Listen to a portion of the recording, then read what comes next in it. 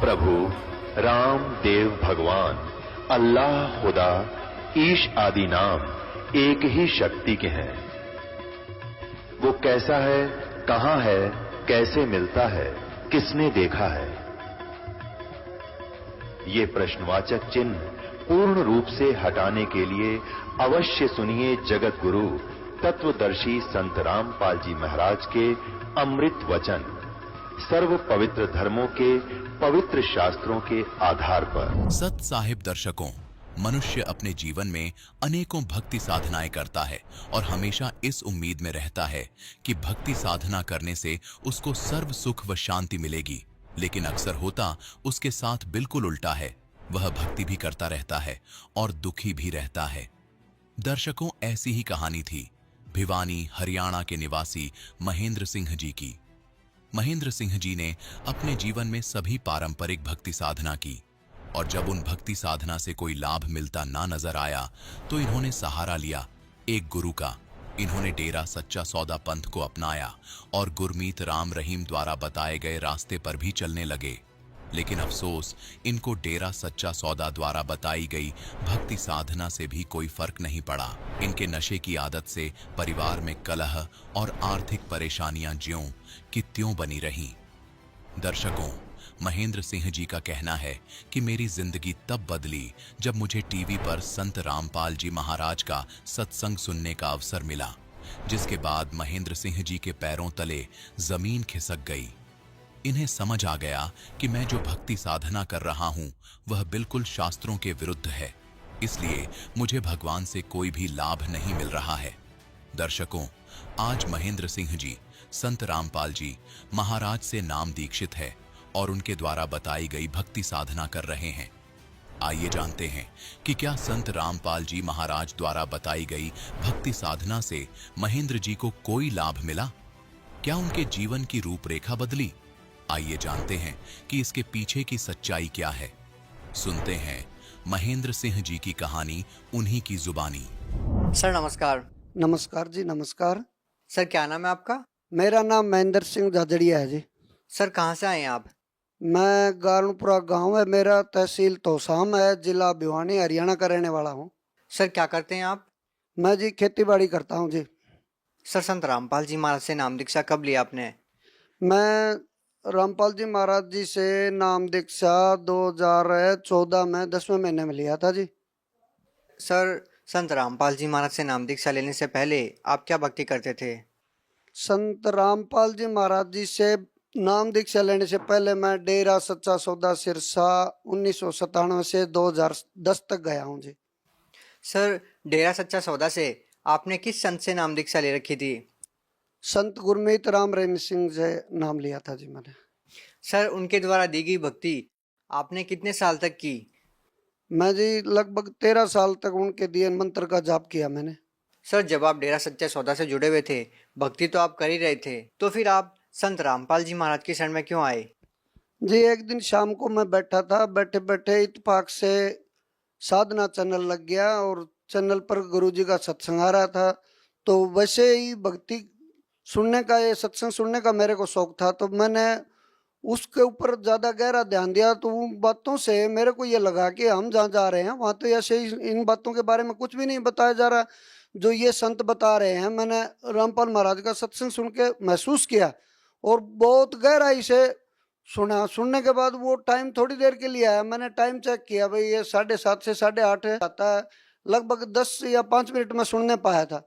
अगले दिन मेरे को ये हुआ भाई कल ये क्या टाइम आएगा, इसको देखेंगे। तो मेरे घरवाली बोली कि तू क्यों देखा है इसने? मैं बोला जी इसका ज्ञान देख, तू बैठ तो मेरे साथ। बोला अपन तो सिरसा जाते हैं, 13 साल हो गया अपन जाते हुए, तू ये और आज इसका देखा है कल किसी और का देख लेगा, एक ही जगह रहना चाहिए आदमी ने, नहीं बदलना चाहिए गुरु। मैं बोला तो बदला तो बदल लिए ना, मैं तो इसका सत्संग तो सुनो आप है, कम से कम के बताओ से कंपैरिजन तो करो। तो बोली ठीक है तर्क देखांगे। अगले दिन फिर मैंने जब वो महसूस किया भाई आज टाइम हो गया, मैं तो बड़ी लगन थी मेरे को, क्योंकि मैं पहले 13 साल से जुड़ा हुआ था और जो मेरे को वो बताया उन्होंने 2 बात ही सुनी थी, 4 बात ही कि ऐसे भक्ति करनी चाहिए, यहाँ प्रमाण है। तो मैं बड़ी गहराई से दूसरे दिन उस टाइम से ही पहले बैठ गया, मतलब जैसे ही सत्संग शुरू हुआ तो मैंने बहुत ध्यान से देखा, जब मैंने उनको वो चैनल पर 2-3 दिन लगातार देखा तो उनका जो बताने का तरीका और पुस्तकों के जो ग्रंथों के हिसाब से उन्होंने जो बताया ना, उसको देख के मैं दंग रह गया जी। क्योंकि जो सिरसा वाले गुरुजी बता रहे थे वो तो बस वो 3 मंत्र देते थे, उनका जाप करते रहो बस। लेकिन इन्होंने जो बताया भी हम जो ये देते, ये भक्ति करने से यहाँ तक का लाभ है, उससे आगे की भक्ति करोगे वहां लाभ मिलेगा, आपको मोक्ष पक्का मिलेगा। जबकि वो तो सीधा ये कहता था कि आपको कुछ करने की जरूरत नहीं है, सुबह 2 बजे उठ के बैठ जाओ। 2 बजे उठा नहीं जाता था, वो भक्ति बनती नहीं थी। और जमींदार आदमी जी 2 बजे उठ के न फिर दिन में काम नहीं होता खेतों में, तो इसलिए हम उससे तो तंग थे। और इसको देख के मैं कहा जी ये तो ये बोल रहा है भाई 108 मंत्र जपने हैं, जब मर्जी जप लो। एक तो ये हमारे दिल में बैठ गई बात। फिर मैं 2-4 दिन 10 दिन लगातार टीवी देखता रहा, तो गुरु जी का जब मैंने ज्ञान सुना तो मैं दंग रह गया उस ज्ञान को सुन के। हे भगवान, ऐसा ज्ञान तो कभी नहीं बताया। मैं तो और भी सत्संग सुनता था और महाराजों को भी, उन्होंने भी नहीं बताया ये ज्ञान। और उस ज्ञान को सुन के कुछ तो हम दुखी थे भगत जी, आपको बताएं। और फिर दूसरी बात कि मोक्ष की, जब हम जमींदार आदमी सारा दिन सुबह से शाम तक काम करें फिर भी शांति नहीं, कुछ शांति की तलाश थी। और इन्होंने ये बताया भाई आप ये मंत्र जपोगे तो आपको शांति भी आएगी, आर्थिक लाभ भी होगा और मोक्ष भी मिलेगा। तो मैं तो ये बात सुन के फिर मेरे को इतनी वो ललक बनी इस ज्ञान को सुनने की और नाम लेने की कि मेरे को नींद नहीं आई रात को। सुबह उठते ही सीधे आश्रम में पहुंचे नाम लेने के लिए। मैं और मेरा लड़का, हमारे घर वाले ने मना कर दिया, बोली मैं तो जाऊंगा नहीं, तुम जाओ, मैं तो वही गुरु रखूंगी। मगर ठीक है तुम वो रखना। सबसे पहले जाते हम वहाँ, जैसे ही इंटर हुए और वहाँ उनके गुरु जी के अनुयायियों का हमने वो देखा हाव भाव, जैसे हमसे मिले वो, जैसे हम उनको कई दिनों से जानते हैं, बड़े एक ही परिवार जैसे लगे। और बोले आओ पहली बार आए हो? हम बोले जी पहली बार आए। सर, जब आपने संत रामपाल जी महाराज से नाम दीक्षा ली तो संत रामपाल जी महाराज ने जो भक्ति आपको दी है, उस भक्ति को करने के बाद आपको क्या लाभ मिले? तो मैंने संत रामपाल जी महाराज जी से नाम ले लिया। हमारी घरवाली कहने लगी मैं भी लूंगी। वो सिरसा जाती थी 13 साल से। मैं बोला तेरे बस की बात को नहीं हो नाम लेना। बोली क्या बात? तुम दोनों लिया है, छोरा तो लिया है। मैं बोला तू सूंगा नस्वार, और तम्बाकू सूंघने वाला तो सबसे पहले नशा छुटवाते हैं और नशा तू छोड़ नहीं सकती। वो बोली मैं महाराज जी रामपाल महाराज का नाम लूंगी, देखूंगी। मैं जब सिरसाला इतनी तान मार लिया तो कौन छोड़ी, तो इनके मैं छोड़ दूंगी, जाऊंगी जरूर। मैं कहा ठीक है चल मेरे साथ। तो क्यों घर का मामला था, मैं सोचा झगड़ा करेगी, तेरे को नहीं जाने देगी। मैं उसको साथ ले गया। वहां ले जाने के बाद जैसे ही उसको बताया ये नियम है, वो दिखाया आश्रम। आश्रम देखते ही पता नहीं गुरुजी की क्या उसके ऊपर रजा हुई। वो कहने लगी मैं तो आप नाम लूंगी। मैं बोला पहले नियम पढ़ो, आप नाम बाद में लेना। बोले तो हम पढ़ के बता दो। हमने बताया भाई मेरे तो एक ही सबसे ज्यादा परेशानी ये थी कि ये तम्बाकू सूंघती है। मैंने सबसे पहले उसको यही बताया कि तम्बाकू छोड़नी है। बोली छोड़ दूंगी, नाम दिवा दे। नाम लिया उसने। गुरुजी ने जैसे ही उसका आशीर्वाद दिया, उसके बाद घर आते ही उसने वो डिबिये जितने भी इकट्ठे कर रखे थे तम्बाकू के, भगत जी कितने बताऊं आपको, एक गट्ठड़ बांध के बाहर फेंके है खाली डिब्बों के उसके। और उस दिन के बाद से वह लेडीज, आज कोई तम्बाकू सूंघने वाली लेडीज भी मेरे घर पे आ जाती है, उसको कहती है बहन बाहर जा, मारा तम्बाकू के नियम सर, मन थोड़ी सी एलर्जी हो सर तम्बाकू से। तो मैं तो सबसे बड़ा लाभ तो मेरे को इतनी खुशी हुई इस बात की कि हमारे घर से नशा बिल्कुल ही चला गया। तो ये मेरे को लाभ ऐसा हुआ कि 14-13 साल हमने सिरसा 15-15 दिन रह के वहाँ आश्रम में और रोज सत्संग सुनते थे। हमारे मेरी घरवाली का कोई असर नहीं हुआ नशा छोड़ने का। और संत रामपाल जी महाराज के एक आशीर्वाद मात्र से उस दिन के बाद से उसने उस डिबिये को हाथ लगाना तो दूर की बात, कोई सूंघने वाले भी आती है ना तो उससे भी नफरत करती है वो। सर, संत रामपाल जी महाराज से नाम दीक्षा लेने के बाद आपको और क्या लाभ मिले? तो सर एक लाभ ये हुआ कि हम रोज सुबह का नित्यनेम और आरती करते थे। तो मैं और मेरा लड़का खेत में पानी लगाने गए और हमारे नहर का टाइम होता है, मतलब 2 घंटे का टाइम है हमारे खेत का, और 2 घंटे में पानी आता है थोड़ा नहर में।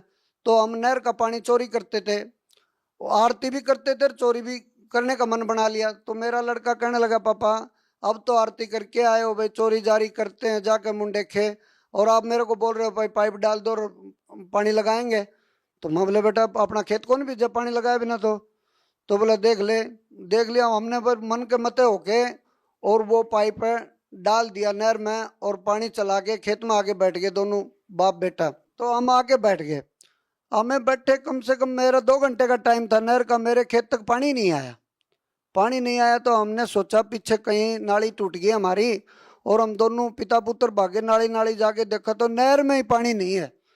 ये बड़ी ताज्जुब की बात हुई। मैंने लड़के से कहा रहा ये तो आप पानी 2 घंटे पहले नहर भरी थी। अब बोला ये तो कोई करिश्मा हो गया। मैं ये क्या करिश्मा हो सकता है भाई, नहर में पानी। हम वो पाइप उठा ले आए अपना खेत में बगा के, हमारा नहर का टाइम चला ही गया था। हम घर आके सो गए तो सुबह उठ के जब मैं खेत में वैसे ही चक्कर मारने गया तो मेरे को कम से कम 1 कनाल जगह पानी की भरनी थी उस चोरी के पानी से।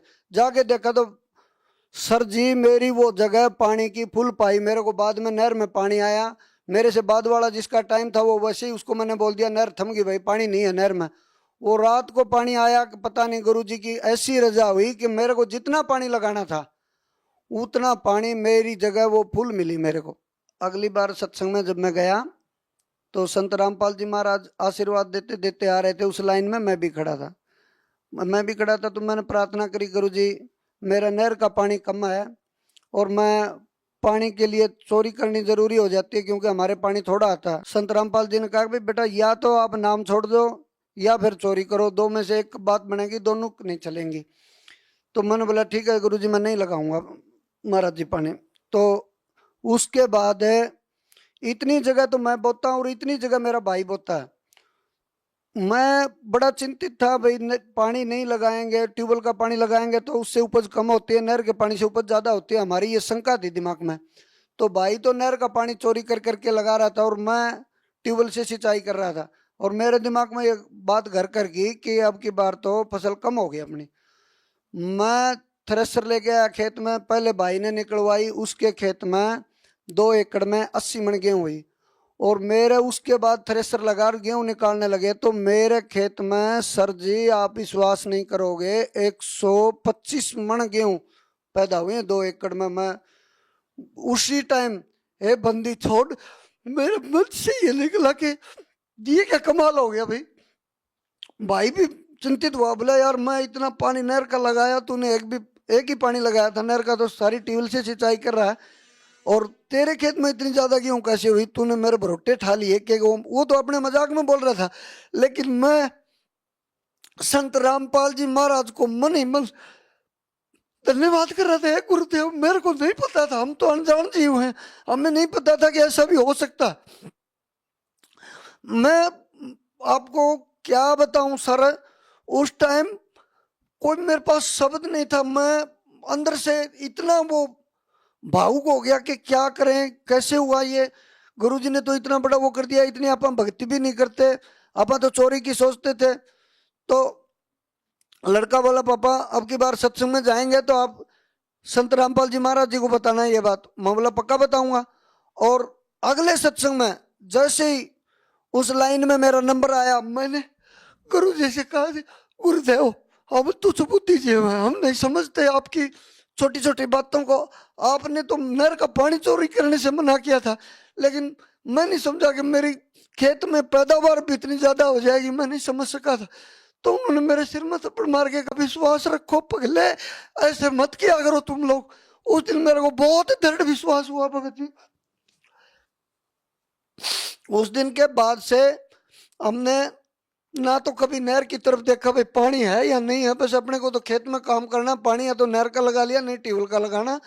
और कभी भी फिर हमने ये जो लोग सारे गांव में बिजली की चोरी करते हैं, और लड़का बोला पापा मीटर ठीक करा ले और तार नहीं लगाना, अपन जो बिल होगा पक्का भरेंगे। मैं बोला पहले तो अपन नहीं भरते थे, बोला गुरु जी का नाम लिया तो यो भी भर के देख। उसके बाद से मेरा बिजली का बिल कंटिन्यू आ रहा है, लेकिन इतना लिमिट में आता है कि भगत जी मैं अफोर्ड कर सकता हूँ उसको, और कंटिन्यू बिजली का बिल भर रहा हूँ। हमें अब चोरी से इतना डर लगता है कि पाप होगा, और अगर कोई भी ये महसूस कर लेगा तो ये अपने एक भ्रष्टाचार मिट जाएगा। मैं तो ये महसूस किया वहां जाके। सर बात करें समाज सुधार की तो संत रामपाल जी महाराज का एक समाज सुधार में क्या योगदान है? समाज सुधार में तो संत रामपाल जी महाराज जैसा योगदान तो किसी का भी धरती के ऊपर भी नहीं है जितना उनको। अगर मैंने तो बिल्कुल नजदीक से देखा है कि बच्चों की शादी में दहेज नहीं लेना, नशा नहीं करना, और ये जितने रिश्वत देना लेना, ये सब इस चीज के खिलाफ में। जो आज रिश्वत लेते हैं उनको ये बोलते हैं बेटा तुम जहर खा रहे हो, और अपने बच्चों को भी जहर खिला रहे हो। मेरे को भी उन्होंने यही बताया, चोरी का पानी करके जो लगा के बच्चों को, फिर चोर बन जाएंगे, फिर पछताएगा एक दिन, ऐसा वो ज्ञान देते हैं कि चोरी, आज जो रिश्वत लेके घर लेके जाते हैं, बच्चों को कुछ खाने के लिए देखते हैं ना, तो वो जहर खिला रहे हैं अपने बच्चों को, उनके बच्चे चोर बनेंगे। इतना बढ़िया ज्ञान देते हैं वो कि बच्चों को भी सिखाओ, खुद भी समझो, ना चोरी करनी है, ना रिश्वत लेनी है, ना दान दहेज लेना है, ना देना है। इस तरह का समाज सुधार में सबसे बड़ा योगदान कर रहे हैं। सर, जैसा कि आपने बताया कि आपकी पत्नी डेरा सच्चा सौदा से लगातार 13 साल से जुड़ी रही, और उसके बावजूद भी वो लगातार नशा करती रही, लेकिन जब उन्होंने संत रामपाल जी महाराज से नाम दीक्षा ली और उन्होंने नशा त्याग दिया, तो सर ऐसा संत रामपाल जी महाराज ने उनको नशा छुड़वाने के लिए कोई दवाई या जड़ी बूटी दी थी? सर, मैं आपको एक आश्चर्य की बात बताना चाहता हूँ कि मेरे गुरु रामपाल जी महाराज के आशीर्वाद में वो शक्ति है कि आज कहीं भी कोई भी जब मेरे अभी इस चैनल को देख रहा है, वो महसूस करना, हमारा इकट्ठ जहाँ भी जाता है उनमें एक आदमी को भी वो दिखा दे बीड़ी सिगरेट या कोई भी नशा करते हुए, मैं सारी उम्र उसका गुलामी करने के लिए तैयार हूँ। मैं उसका जूता और मेरा सिर जो एक हमारे भगत को, संत रामपाल महाराज के शिष्य को नशा करते हुए दिखा दे। हमारे 80 लाख के लगभग अनुयायी हैं, और ना ही वो दहेज के लेते हैं ना देते हैं। जी बहुत बहुत धन्यवाद। नमस्कार जी। दर्शकों, अभी आपने सुने संत रामपाल जी महाराज से दीक्षा प्राप्त करके सुखी हुए भक्त के अनुभव। अब देखिए जगत गुरु तत्वदर्शी संत रामपाल जी महाराज के मंगल प्रवचन। अब विचार करके देखो, विष्णु जी को श्राप दे दिया किसने? नारद जी ने। क्यों? क्योंकि उसने हरि का रूप मांगा था विवाह करवाने के लिए, और कहते विष्णु जी ने उसका बंदर का मुख लगा दिया, जिस कारण से नारद जी ने भगवान विष्णु को श्राप दे दिया। उस श्रापवश भगवान श्री विष्णु श्री रामचंद्र रूप में राजा दशरथ के घर जन्म लिया। श्री रामचंद्र जी का जीवन देख लो, वो कितना सुखी रहे होंगे। श्री विष्णु जी विवाह हुआ छोटी आयु में, विवाह होते ही वनवास हुआ, वनवास में से उसकी धर्मपत्नी का अपहरण हुआ, वो रावण राक्षस के जेल में पड़ी है, हाहाकार मचा हुआ। फिर सीता जी को रावण की कैद से छुटवाने के लिए कितना भयंकर युद्ध हुआ, करोड़ों व्यक्ति मारे गए, दिन रात हाहाकार मचा रहा। और उसके बाद फिर सीता जी को वापस लाए अग्नि परीक्षा लेकर। अग्नि परीक्षा माने कि सीता जी को अग्नि में बैठा दिया था चिता के ऊपर, कि यदि तूने रावण से संपर्क किया है तो जल जाएगी, और नहीं किया है तो तू निष्कलंक है, तो अग्नि से जलेगी नहीं। वो अग्नि से नहीं जली। लाखों लोगों के सामने परीक्षण हुआ। श्री रामचंद्र जी सीता जी को लेकर घर आ गया। कुछ दिनों के बाद सीता गर्भवती थी। उधर से किसी धोबी ने व्यंग कस दिया, अपनी पत्नी को कूट रहा था, पीट रहा था, और कह रहा था कि तू 2 दिन घर से बाहर कहाँ रही? मैं इस दशरथ पुत्र रामचंद्र जैसा नहीं हूं कि उसकी पत्नी रावण के पास रही 10 वर्ष तक और उसको आज घर रखे हुए है। मैं उस जैसा नहीं हूं। इस बात को श्री रामचंद्र जी ने अपने कानों सुन लिया, क्योंकि वो रात्रि के समय वेश बदलकर घूमा करते थे। उस समय के राजा ऐसी व्यवस्था रखते थे। इस बात को सुनकर के दुनिया में मैं क्या मुंह दिखाऊंगा, मेरे ऊपर उंगली कसी जाती है, टॉन्ट कसे जाते हैं। अगले दिन अपनी धर्मपत्नी सीता जी को घर से निकाल दिया, गर्भवती को।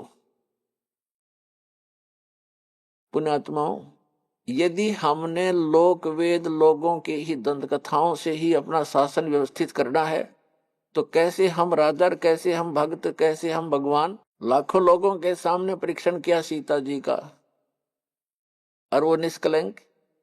एक धोबी ने कह दिया कि मैं उसके कहने मात्र से अपनी पत्नी का परित्याग कर दिया, तो धिक्कार है ऐसे डिसीजन को। आम आदमी भी ना करे ऐसी गलती। आम आदमी भी नहीं कर सकता, जिसकी पत्नी के गर्भ हो और उसको घर से निकाल दे, कहाँ जाएगी फिर वो? तो पुण्यात्मा, भले ही उसने लोगों की शर्म से निकाल दिया, लेकिन अंदर से दुख उसका गया नहीं। सीता जी कहीं रही, अब उसके बच्चे कहाँ, और आप राजा बना बैठा, सपने में सुख नहीं उस व्यक्ति को, चाहे कितनी बात बनावे। वही श्री विष्णु जी श्री कृष्ण रूप में जन्मे, जन्म से ही दुख शुरू हुआ था, मृत्यु होगी, सुख का सांस श्री कृष्ण जी को नहीं हुआ। श्री विष्णु जी के दूसरे रोल को आप देख सकते हैं। जेल में जन्म हुआ, मामा शत्रु हो गया, कभी काल्यवन, कभी जरासेंग, कभी कोई शिशुपाल उनके साथ झगड़ा करने को आते हैं। फिर जाकर के एकांत स्थान पर अपना स्थान खोजा, द्वारका समुद्र के अंदर, वहां रहे कुछ दिन। उसके बाद अंत देखो श्री कृष्ण जी के पूरे कुल का। दुर्वासा जी ने श्राप दे दिया कि तुम्हारा कुल नाश होगा। श्री कृष्ण जी अर्थात विष्णु जी के सामने उनके 56 करोड़ यादव हो गए थे, 56 के 56 करोड़ आपस में लड़के कटके मर गए, श्री कृष्ण जी के अर्थात विष्णु जी के पोता और पोते भी। तो यहाँ परमात्मा कहते हैं, साच कहूं तो जग नहीं माने और झूठ कही ना जाई हो, ये ब्रह्मा विष्णु महेश्वर दुखिया जिन ये राह चलाई हो। फिर कहते हैं कि सुरपति दुखिया, भूपति दुखिया और रंक दुखी बपरीती हो। सुरपति देवताओं का राजा, इंद्र दुखी। इंद्र की कहानी आप पढ़ कर देखो पुराणों के अंदर। एक बार राक्षसों का और देवताओं का युद्ध हो गया, राक्षस विजयी हो गए, इंद्र भाग गया, गद्दी छोड़कर जंगलों में छुप गया, कई वर्षों तक भूखा प्यासा पड़ा रहा, खा के वह सुख।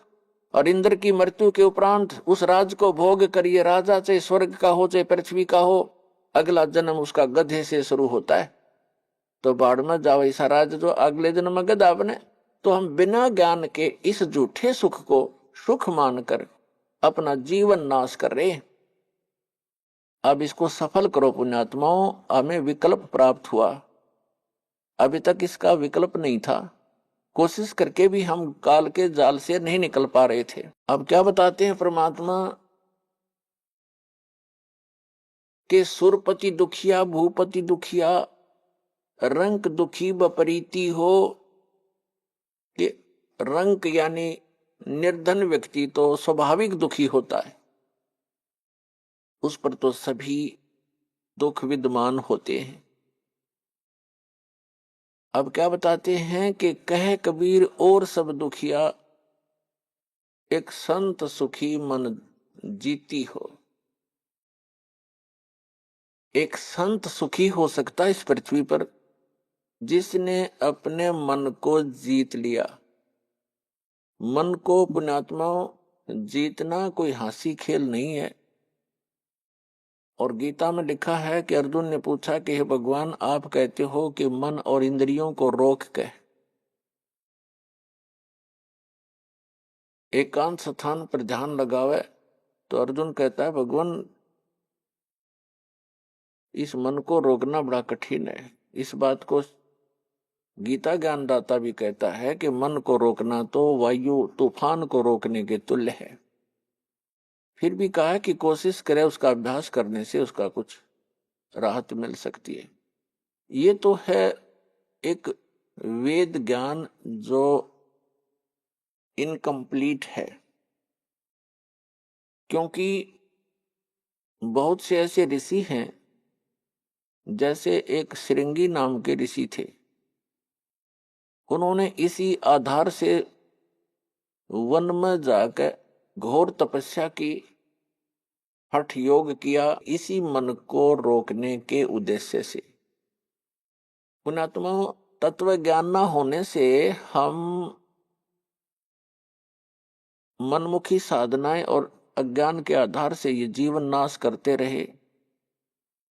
जनसाधारण ये सोचा करता था कि बड़े महर्षि हैं, ऋषि हैं और बड़ा कठिन तप कर रहे हैं। उसके विषय में सूक्ष्म वेद में परमेश्वर ने आकर स्वयं बताया है कि डंब करें डूंगर चढ़े, अंतर झीनी झूल और जग जाने ये भक्ति करें, ये बोवें सूल बबूल। ऊंचे स्थान पर बैठते हैं, कोई पहाड़ पर, कोई ऊंचे से स्थान पर के दूर तक दिखाई दे मैं कहीं साधना कर रहा है कोई संत। डंब करें, डंब माने पाखंड करते हैं, लोग दिखावा करते हैं। डंब करें, डूंगर चढ़े, डूंगर माने पहाड़ पर ऊंचे स्थान पर चढ़ जाते हैं। अंतर झीनी झूल, अंदर जो की तू बकवाद भरी है, और जग जाने यो भक्ति करे, ये बोवे सूल बबूल। अपने भविष्य में ये कांटे बो रहे हैं तत्व ज्ञान के अभाव से। उसके लिए क्या बताते हैं परमात्मा कि एक श्रृंगी नाम के ऋषि थे, उन्होंने ऐसे ही अपने इसी अज्ञान आधार को प्रमुख रखकर वन में चले गए, फॉरेस्ट के अंदर बैठ गए जाकर हठ योग किया। इन्होंने क्या सोच रखा है कि पहले अपनी इंद्रियों को काबू करें, और ताकि ये भक्ति में फिर बाधक ना हो। इस उद्देश्य को लेकर के दूसरा वो रखते हैं कि जैसे वन में चले भी गए तो भूख प्यास सताती है, उसके लिए ये महापुरुष क्या करते हैं कि खेचरी मुद्रा का प्रयोग किया करते थे। खेचरी मुद्रा, जैसे कई पंथ हैं, जैसे ये अंसा देश वाले तो इससे पे गाटा जोड़ रहे हैं। खेचरी मुद्रा, जीभ को उलट कर तालू पर लगा ले और कान बंद करके ये नाद क्रिया, ये तो बालकों के खिलौने हैं, मन कल्पित ये अपना ड्रामा है इस जीवन को नष्ट करने का। तो इसी आधार से श्रृंगी ऋषि ने अमृत क्रिया को सिद्ध किया। जैसा कि ये संत बताते हैं, ये तो इनको तो कख भी पता नहीं अमृत क्रिया क्या होती है। तालू का जीभ लगा लो ऐसे मोड़ कर, और कहते हैं फिर इस तालू से अमृत टपकेगा। ये तो लाल टपके हैं, अमृत थोड़ा टपकेगा इससे। बकवाद करें। ये एक ऐसी क्रिया है जैसे जीभा को वापस मोड़ेंगे और तालू के लगाने की हम चेष्टा करेंगे तो हमारी नाड़ियां कसती हैं जो जीभा से और मस्तिष्क से संबंधित है। हमारे इस शरीर के अंदर इस तालू के ऊपर, ये जो तालू है लटक रहा है हमारे, इसके ऊपर एक थोड़ा सा स्थान है, वो कम प्लेस है, और उसके अंदर एक अमृत भरा रहता है सदा, और वो अमृत वहां से सीधा चल के नीचे जाता है नाभि के पास, ऑटोमेटिक चल रहा है वो। और उसको एक कुंडलनी शक्ति है, कुंडलनी शक्ति बोले, नागिनी कहा संतों ने। उसकी 2 जिह्वा हैं सर्प जैसी, और वो उस अमृत को वो पीती रहती है, शरीर में नहीं जा पाता, वो उसको वो चूस करके नष्ट कर देती है। उसके अंदर एक ऐसी क्रिया है। तो फिर क्या होता है, जब हम श्वास क्रिया को अभ्यास करते हैं श्वास का, और वो श्वास के साथ ऐसे खड़ी है, ऐसे उसका नाभि के जहां वो अमृत टपकता है ऊपर से जाकर नाभि के पास, उसका मुंह बिल्कुल उसके ऊपर है ऐसे। और जब हम श्वास क्रिया का अभ्यास करेंगे, उस श्वास क्रिया से उसका मुंह ऐसे नीचे को हो जाएगा, और फिर वो अमृत जो है पूरे शरीर में जाना शुरू हो जाएगा। श्वास क्रिया से तो उसका मुंह टेढ़ा होगा, ऐसे नहीं रहेगा ऊपर को, वो ऐसे मुड़ जाएगा नीचे को। जो ऐसे टपक रहा था अमृत, उसको वो खा रही थी, फिर वो ऐसे हो जाएगी, उस पे उसके मुंह पे नहीं जाएगा। ये तो श्वास क्रिया का लाभ मिलेगा। और फिर जो हम तालू पर जिह्वा लगाने की चेष्टा करते हैं, उससे क्या होगा कि हमारा जो ऊपर इस तालू के ऊपर एक स्थान है जहां पर ये अमृत भरा रहता है, लिक्विड सा है ये, उसके नीचे वो एक छोटा सा बेर होता है, बेर का फल, बेरी का फल, उसको आधा काट दे, साफ कर दे, इतना सा है वो, ऐसे आधा कटा हुआ, और उसके बिल्कुल नीचे एक वाल है, वाल, और उसके ऊपर एक छोटी सी नाड़ी टिकी हुई है जो उस वाल के सुराख को रोक रही है। श्वास क्रिया से तो नागनी का फन नीचे को हो जाएगा और फिर वो नीचे जाना शुरू होगा, और जिस रास्ते से फिर वो जाएगा उस नागनी के हाथ नहीं लगेगा, वो पूरा शरीर में व्याप्त हो जाएगा। एक स्वाभाविक ओवरफ्लो होकर के वो छोटा सा जो अर्ध बेर का, आधे बेर का जितना स्थान समझो खाली, ओवरफ्लो होकर जब जाता है तो वो नागनी के मुंह पर गिरता रहता है। तो अब वो चाहे उस सुराख से जाएगा और चाहे वैसे ऊपर के ओवरफ्लो होकर जाएगा, तो उस कुंडलनी जो नागनी है उसके नाभि के चारों तरफ, नाभि के पास हमारी सभी पूरे शरीर की नाड़ियां इकट्ठी हो जाती हैं। उनका एक ऐसा बंध है वहां पर, उसके ऊपर वो ऐसे लपेटी हुई है जैसे आपने देखा हो वृक्ष के ऊपर बेल होती है पीली सी, तो ऐसे वो लपेटा लगाए रहती है, उसको नाड़ियों में नहीं जाने देती और ऊपर से जो आता उसको स्वयं चूस लेती है। तो फिर वो नाड़ियों की जकड़ ढीली कर देती है, वो अपने आप मुरझा जाती है क्योंकि उसको श्वास की क्रिया से वो बंद हो जाती। और फिर उससे जो हम जीवा का अभ्यास करते हैं, तो जो तालु है ऊपर जहाँ सरोवर है, जिसको मान सरोवर कहते हैं शरीर में, जहां पर यह अमृत भरा हुआ है, उसका नीचे का सुराख थोड़ा सा खुल जाता है, उससे फिर अमृत टपकना प्रारंभ करता है। अब कहने का भाव ये है कि ये सारा कुछ भी हो गया, आपकी कुंडलनी शक्ति भी जागृत होगी और वो नागिनी भी दबगी नीचे को होगी, और उधर से आपकी अमृत क्रिया भी सिद्ध होगी। फिर अब क्या होगा, उससे क्या होता है कि शरीर के अंदर ज्यादा भोजन आहार की आवश्यकता नहीं रहती। शरीर बगैर खाए भी वर्षों तक रह सकता है, और भक्ति से ही मिली नहीं तो 1-1 लाख वर्ष तक बैठ कर चले गए, फिर गधे की योनि पाई। इन क्रियाओं से क्या लाभ हुआ, जैसे खेत संवार लिया, बा दिया, घास उसका अड़ंगा खत्म कर दिया और खूब, और बीज बोया नहीं, बीज है नहीं, गेहूं के स्थान पर भांग बोली, यानी सत मंत्र ना जाप करके अन्य मंत्रों का जाप कर लिया, वो भांग बो दी। तो भांग जीवन रक्षक नहीं है, जीवन नाशक है। तो अन्य मंत्रों से सिद्धियां आ गई इन ऋषि महर्षियों के पास, जो इनके जीवन की नाशक बन गई। आम जनता में तो ये ऐसे हो गए जैसे प्रभु पाक के, आम जैसे जनसाधारण के लिए तो ये बहुत बड़ी बात होगी। जैसे अगस्त ऋषि जी ने सारे जीवन में डले डोक है एक सिद्धि प्राप्त की, 7 समुद्रों को एक ही घूंट में पी लिया, और फिर प्रार्थना करने पर इनको वापस छोड़ दिया। तो फिर क्या अमर हो गया। आम आदमी के लिए तो बहुत बड़ी पहाड़ है, 1 क्विंटल पानी नहीं पी सकता एक आदमी, तो 10 किलो मुश्किल से पिया जा को घना मर पड़ के, और उसने 7 समुद्रों को पी लिया। तो जनसाधारण के लिए तो भगवान सिद्ध हो गया वो, लेकिन कख नहीं था। वेदात्म ज्ञान की तराजू में उसको तोल कर देखेंगे, -0 था वो। अब जैसे प्रसंग चल रहा है, एक श्रृंगी ऋषि था, उसने ऐसी ये अमृत क्रिया सिद्ध करके और पूरे शरीर को साध लिया जैसा वो सोच रहे थे। और फिर क्या करता था, वो सारे दिन में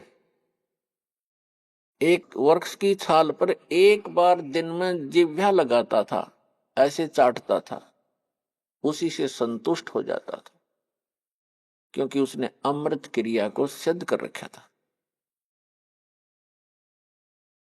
तो उसको इस बात का गर्व हो गया कि अब तूने अपनी इंद्रियों पर काबू पा लिया।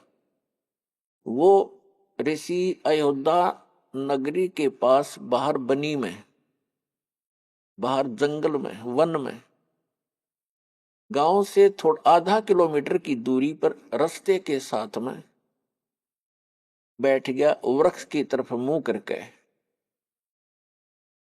और सारा दिन में एक बार वृक्ष के छाल को जिह्वा से चाटे और बस ध्यान मगन रहे।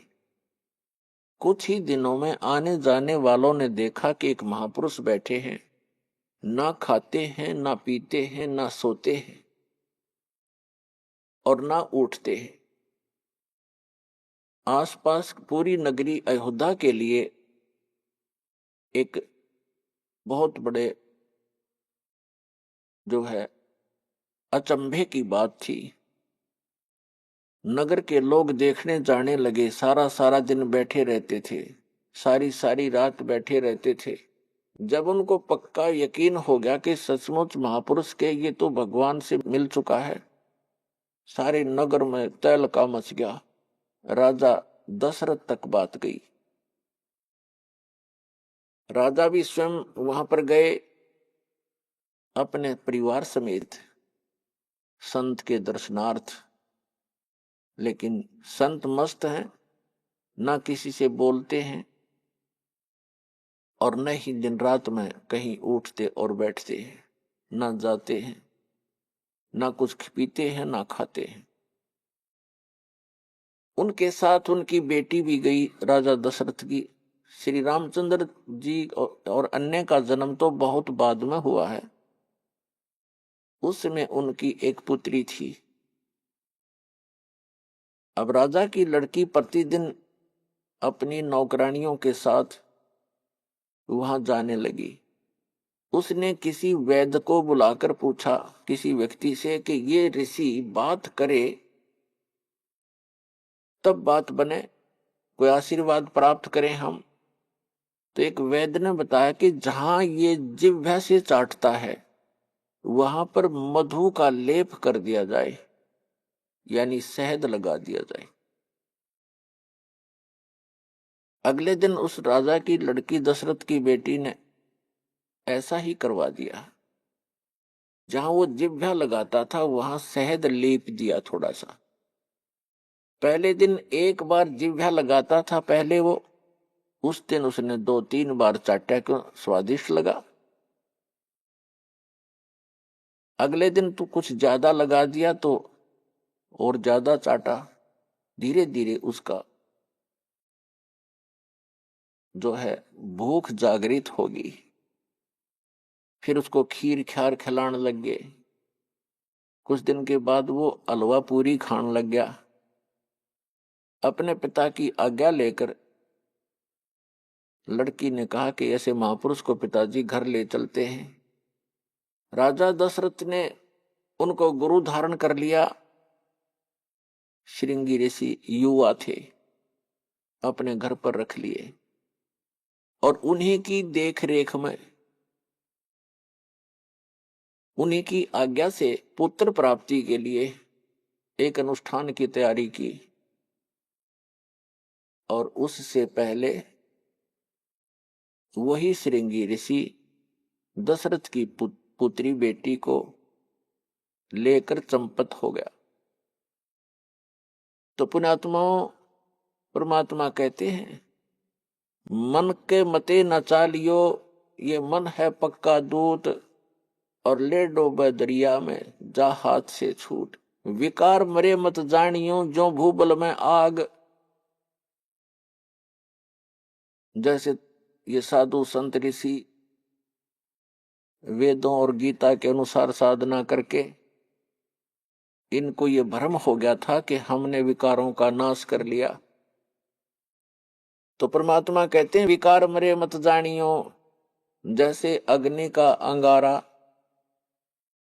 राख में दबा रखा हो, ऊपर से राख भी ठंडी हो जाती है, ऐसा लगता है जैसे आग खत्म होगी, लेकिन कहते हैं वो राख हटाओगे ना जब उस अंगारे के ऊपर से, वह पहले से ज्यादा धधकती दिखाई देगी आपको।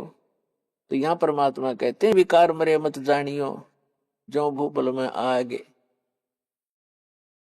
अब ये विकार मरेंगे कैसे? वो क्रिया वही है, लेकिन उनके अंदर जैसे श्वास और श्वास की क्रिया क्या चीज है, ये तो एक समझ लो सिरिंज है। सिरिंज, सिरिंज में औषधि कौन सी जानी चाहिए, उस औषधि से रोग नाश होता है। सिरिंज के अंदर अन्य औषधि डालकर वैसी ही क्रिया करने से, इंजेक्शन लगाने से रोग नाश नहीं होगा जब तक उस रोग नाश की सही औषधि प्रयोग नहीं की जाएगी। तो अब इस दास के पास वो औषधि है सतनाम की, श्वास उश्वास के सिमरण है, और ये सिमरण से ही आपका मन भी काबू होगा, आपके विकार भी नाश होंगे। परमात्मा कहते हैं इस शरीर में, इस मानव शरीर के अंदर इतना जो है विकार ग्रस्त है, ये ऐसे ढंग से इसकी कंस्ट्रक्शन है, इसमें ये तो आशा करना ही नहीं कि ये पूर्ण रूप से स्वस्थ हो जाएगा और इसमें कोई विकार नहीं रहेगा। ये तो पैदा ही विकारों से हुआ है। लेकिन इस भक्ति से, सत साधना से ये विकार ऐसे जकड़ दिए जाएंगे, ऐसे बांध दिए जाएंगे कि फिर ये हानि नहीं करेंगे।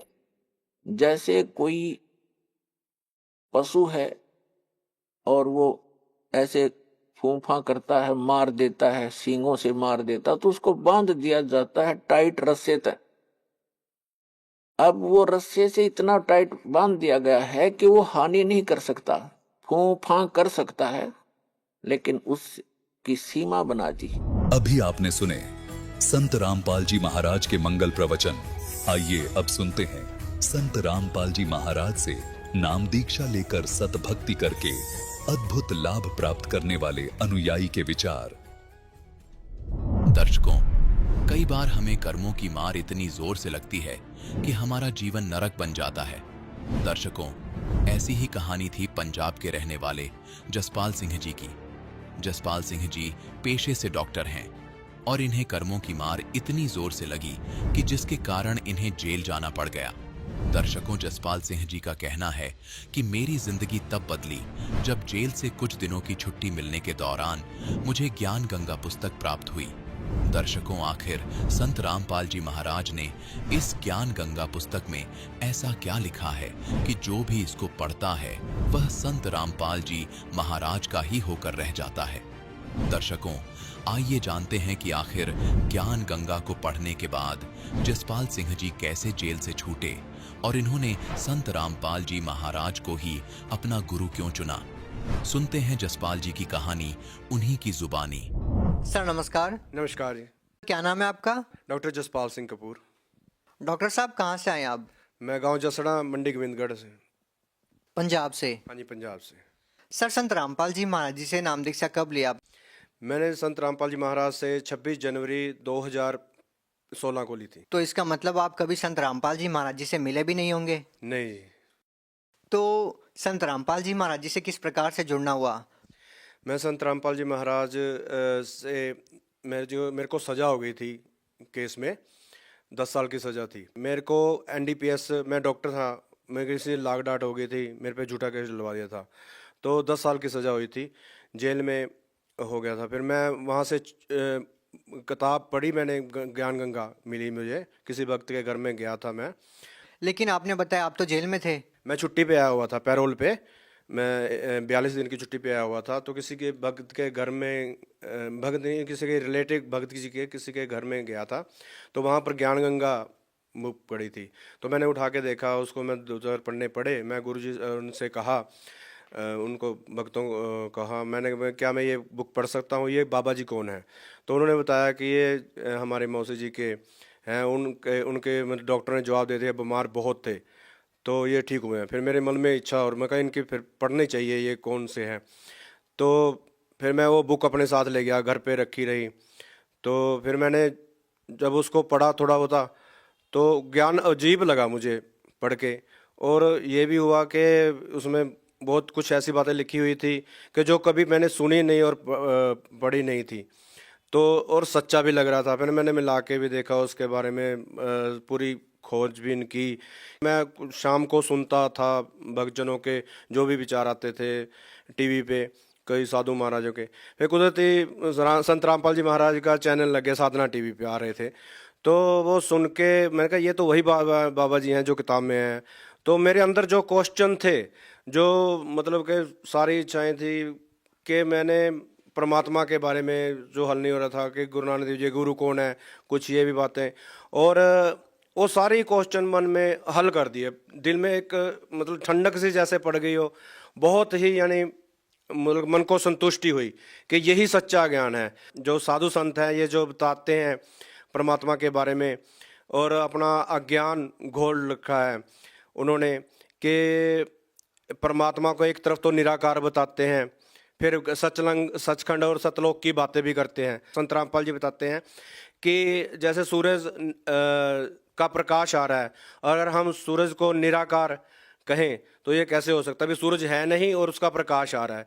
ऐसे ही परमात्मा अगर सचखंड है तो वहाँ पर कोई तो रहता है, वहाँ पर कोई परमात्मा है, और वो कण कण में व्यापक है, हर हर हर इंसान के अंदर समाये हुए हैं, अपने भी अंदर हैं। सिर्फ विश्वास करके, गुरु जी कहते हैं और परम संत रामपाल जी कहते हैं, सिर्फ विश्वास करके देखो, मैं तो हर एक में समाया हुआ हूँ।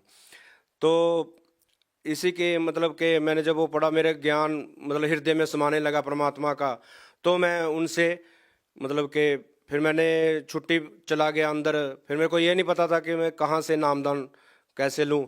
सर आप पहले क्या भक्ति साधना करते थे? मैंने अमृत पान किया हुआ था पहले 8-9 साल, बहुत मतलब कि कठिन साधनाएं भी की, मतलब कि 12-12 बजे 1-1 बजे तक सतनाम वाहिगुरु का सिमरन भी करता था।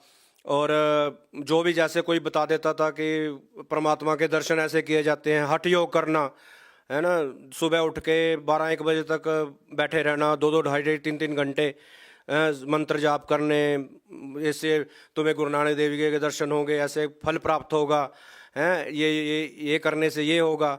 बस जैसे जैसे लोग बता देते थे, कोई साधु संत बता देते थे, वैसे वैसे हम साधना करने लग जाते थे। हमें कुछ भी 1% भी लाभ नहीं हुआ। ये इसके चलते मेरे 10 साल तक एक टांग में जख्म हो गया था, और वो 10 साल तक मैं डॉक्टरों क्या कोई बाबा नहीं छोड़ा, हर एक जगह भटका, कोई आराम नहीं हुआ मुझे।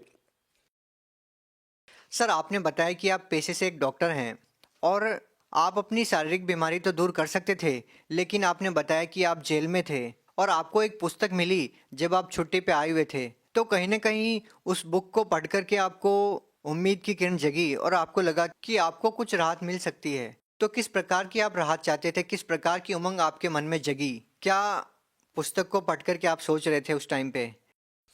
मैंने पुस्तक अपना संत रामपाल जी के जो विचार थे मुझे वो इतने अच्छे लगे कि मतलब एक तो जैसे वो बताते हैं समाज सुधार का, जैसे उन्होंने दहेज प्रथा के बारे में, और नशा, मैं नशा भी बहुत करने लग गया था, दारू शराब इतनी पी जाता था कि बहुत ज़्यादा, और नशे और भी कई नशे करने लग गया था।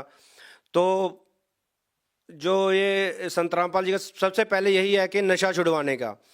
तो और जो बाबे और संत बताते थे खाते पीते सभी हैं, फिर भक्ति भी करी जाते थे, उनसे फ़ायदा तो कुछ होता नहीं था। पर इसमें सबसे पहली कंडीशन ये है कि आप नशा त्यागोगे, फिर ही भक्ति मार्ग पे आप लग सकते हो। आपने पुस्तक को पढ़ा और किस प्रकार से आप संत रामपाल जी महाराज जी से मिले, उनसे नाम दीक्षा ली? मैंने फिर जब मैं अगली छुट्टी पैरोल पे आया, पीली पट्टी आती है उस पे मैंने सत्संग चलता है गुरु जी का, मैंने वहाँ पर नंबर देखे और वहाँ से कांटेक्ट किया। तो फिर सर आप संत रामपाल जी महाराज जी से कैसे जुड़ पाए? आपको पुस्तक मिली, उसके बाद आप कैसे जुड़ पाए? क्योंकि ये किस समय की बात है जिस समय पे आप बता रहे हैं? ये 2015 की बात है। तो मैं जब छुट्टी पे आया हुआ था दिसंबर 2015 की, तो मैंने संत रामपाल जी महाराज के सत्संग सुनने प्रारंभ किए। जब भी मैं छुट्टी पे आता था, और जेल में भी हम सुनते थे, साधना टीवी पे आते थे, तो वहाँ से हमने नंबर नोट किए थे। तो मैंने आश्रम में फ़ोन किया, तो वहाँ से मुझे यहाँ पर दीपक जी का कोऑर्डिनेटर का पता बताया, तो उनसे मैंने कांटेक्ट किया, तो यहाँ पे मुझे नामदान मिला जब जब छुट्टी पे आया था। मैं ये चाहता था कि मुझे जो दुख तकलीफ़ें और ज़िंदगी में हताशा मिली थी, मेरी माताजी भी बीमार हो गए थे, कैंसर के जब मुझे सज़ा हुई थी, तो कैंसर से बहुत पीड़ित हो गए थे वो, एकदम बहुत ही ज़्यादा, उनकी टांगें भी खड़ गई थी और डॉक्टरों को दिखाया, कोई मतलब कि इलाज नहीं था।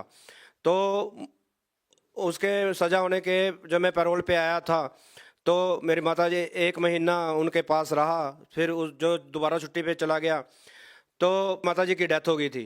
फिर मन इतना हताश होगा कि माता जी जो हमें नाम के साथ जोड़ते थे, गुरुद्वारे लेके जाते थे और दिन भर पाठ पूजा में लगाते थे। आप भी पाठ पूजा किया करते थे और उनसे क्या मिला उनको? कुछ नहीं, सिर्फ कैंसर से इतनी बुरी तरह तड़प तड़प के मौत हुई उनकी कि मन में यही हुआ कि अगर दुख को काट नहीं सकते, कोई है जो इस संसारिक दुख इस हम दुखों से निजात दिला सकता है। फिर जो ज्ञान पढ़ा हमने रामपाल जी के महाराज का, तो उससे हमें यही आशा की किरण जागी कि हमें एक यही संत है जो हमसे दुखों से छुटकारा दिला सकते हैं। तो एक आशा की किरण ये भी थी कि केस हो गया, 10 साल की सज़ा हो गई, तो परिवार भी बिखर गया। तो कहीं ना कहीं एक आशा की किरण ये भी थी कि शायद मेरे केस का शायद मुझे सज़ा से भी निजात यही और दुखों से निजात ये दिलवा सकते हैं। लेकिन सर, ये अपने आप में एक हास्यास्पद बात नहीं है कि जो संत खुद जेल में है, आप उनसे कैसे ये उम्मीद कर सकते हैं कि वो आपको बाइज्जत बरी करवा दे? सर, मेरी बात जो आपको हास्यास्पद लग रही थी, दरअसल आप अभी हैरान रह जाएंगे जो मैं आपको बताऊंगा कि किस तरह मेरे को आपके ऊपर हंसी आएगी कि मैं आपके सामने जो ज्ञान गंगा मैंने बुक पढ़ी और संत रामपाल जी महाराज का ज्ञान मैंने स्वीकार किया, उसके साथ जुड़ा, उससे क्या लाभ हुआ मुझे? उससे मैं आपके सामने एक पैरोल पे आया हुआ या दोषी मुजरिम नहीं हूँ। मैं एक आम भारत का एक आम नागरिक और बाइज्जत बरी हुआ हाई कोर्ट से, जिसके प्रमाण भी मेरे पास हैं। तो मैं एक बाइज्जत बरी हुआ, मुझे उस संत रामपाल जी महाराज की दया से बाइज्जत बरी हुआ, जिससे मुझे उनसे उम्मीद थी, वो उम्मीद मेरी पूरी हो गई और मुझे आज बाइज्जत बरी मैं आपके सामने और संसार के सामने खड़ा हूँ। कितने साल की सजा आपको हुई? मुझे 10 साल की सजा हुई थी और मैं संत रामपाल जी महाराज से 2016 में ज्ञान लिया था और 2018 में मुझे बाइज्जत बरी कर दिया गया, जिसका ये प्रमाण भी मेरे पास है। आपका मानना है कि संत रामपाल जी महाराज जी की वजह से ही आप बरी हुए? जी हाँ, 100% हमने गुरुजी से अरदास लगवाई थी और गुरुजी ने कहा था कबीर पेशवा दया करेंगे। और जो आज लोग मानने को तैयार नहीं है कि एक कोई 10 साल का कैदी बंदा बाइज्जत बरी भी हो सकता है। सर, और क्या कहना चाहेंगे? संत रामपाल जी महाराज जी से नाम दीक्षा लेने के बाद और क्या लाभ मिले आपको?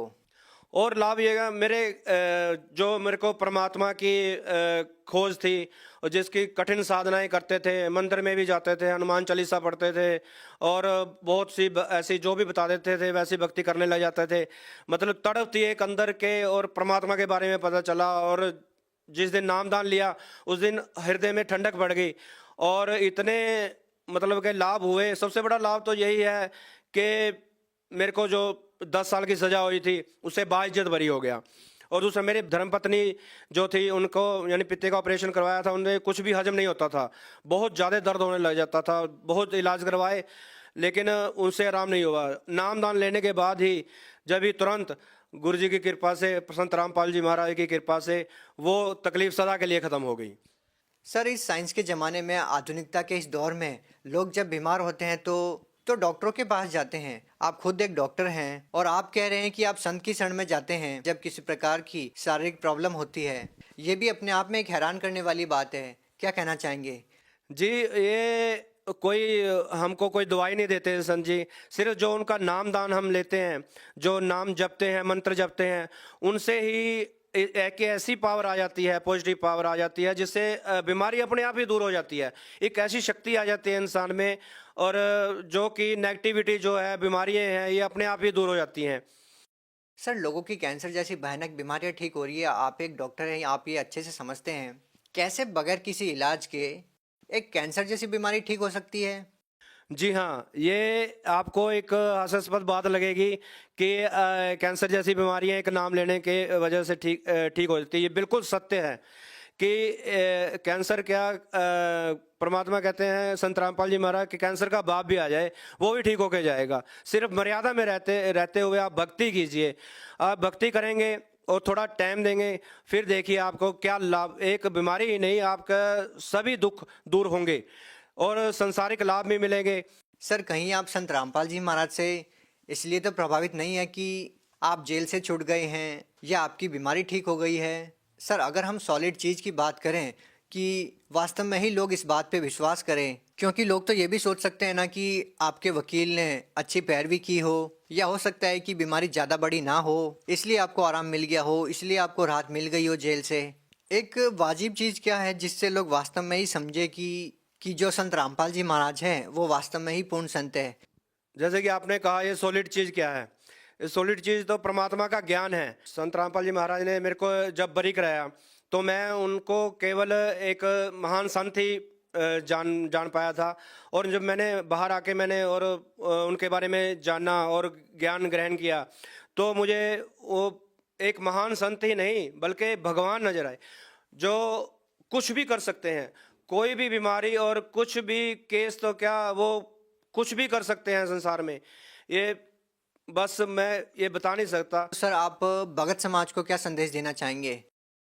जी, मैं भगत समाज से संदेश तो नहीं, मैं हाथ जोड़ के प्रार्थना करना चाहूँगा भगत समाज से कि छोटे मोटे फायदे तो आपको संत रामपाल जी महाराज कहते हैं कि ये तो रूंगे में मिलेंगे। संसारिक सुख तो मेन है 84 से मुक्ति, जो आप 84 के जामे से हम कथा गाने से सुनते आ रहे थे आज तक कि हमें 84 से मुक्ति ऐसे मिलेगी, भक्ति करने से मिलेगी। हम भक्ति किए जा रहे थे पर हमें ये नहीं पता कि सच्ची भक्ति कौन है, कौन सी है और क्या करने से।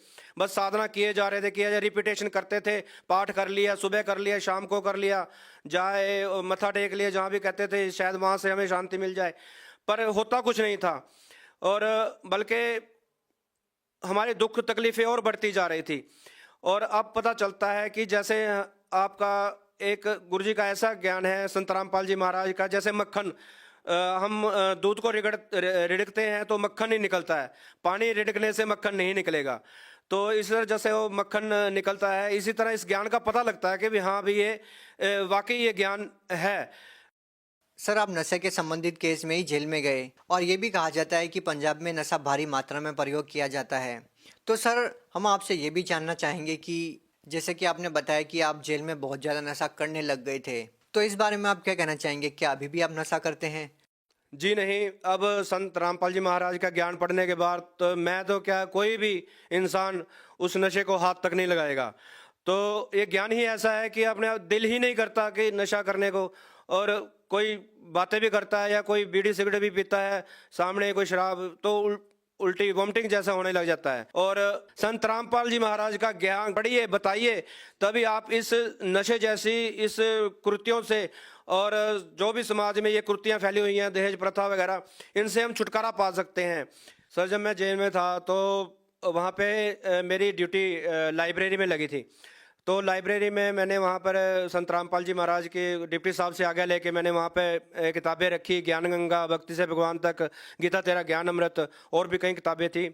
तो वो जो लोग आते थे कि कोई अच्छी सी किताब दीजिए हमें, तो मैं उन्हें कहता था कि अगर आप परमात्मा के बारे में जानना चाहते हैं और नशे से छुटकारा पाना चाहते हैं तो हमें कहते थे हाँ ऐसी ही किताब हमें दीजिए जिससे हमें, फिर मैं उन्हें ज्ञान गंगा देता था या भक्ति से भगवान तक देता था। वो पढ़ के हर कोई इंस्पायर हुआ, उससे हर कोई प्रभावित हुआ कि हमें और भी ज्ञान, हमें और किताबें दीजिए। और इसी तरह परमात्मा ने वहाँ पर मुझे पुस्तकों की सेवा भी ली और लोगों को बहुत अच्छा लगा ज्ञान, और बहुत ही लोगों को लाभ भी हुए। कोई किताब लेके जाता था, वो कहता था कि मुझे किताब रखने से ही मात्र मुझे लाभ हुए हैं, मेरे केस का हल हो गया जो मुझे आशा नज़र नहीं आती थी। इसलिए मैं यही जन जन से यही कहना चाहूँगा कि आप उनके किताबों को, उनकी धार्मिक किताबों को, पुस्तकों को पढ़ के देखिए और मिलान करके देखिए, फिर आपको उसके बारे में पता लगेगा कि सच क्या है और झूठ क्या है। जी धन्यवाद। सच है।